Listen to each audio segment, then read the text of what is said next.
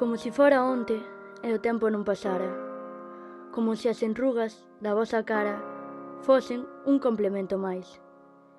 como si non fósemos conscientes de que os días pasan factura, como se quixésemos taparnos a realidade cunha venda e collernos a man para sempre, como se buscásemos non perdernos nunca e o color do noso prato favorito da avoa non desaparecer algún día. A vos, fixéstesme creer no eterno, en que se algo se rompe, non se tira, arránxase, en que os heroes non sempre levan capa,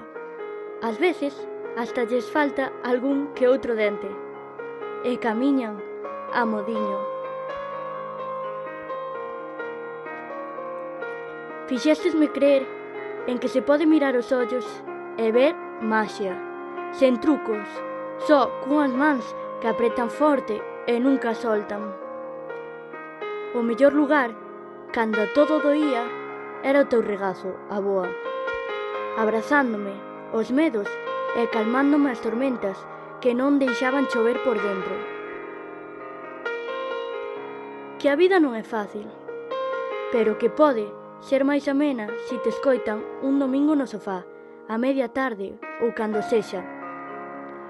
Que convosco a cociña sempre estaba aberta e podíase xogar con todo, incluso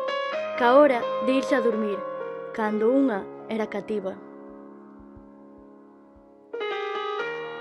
Grazas pola paga extra de vez en cando e as de Nadal, que sen ter dabádesme para que comprase o que quixera e oxalá puidese comprar máis vida para vos.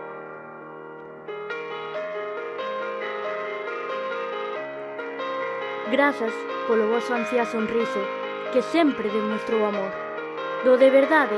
e non do de agora, por ensinarme que pode existir a paixón despois de 50 anos na mesma persoa, por non rendirvos nunca, aínda que fose por min, por seguir adiante co peso da familia ás costas, por non agochar nunca a cabeza, por estar sempre aí. A vos,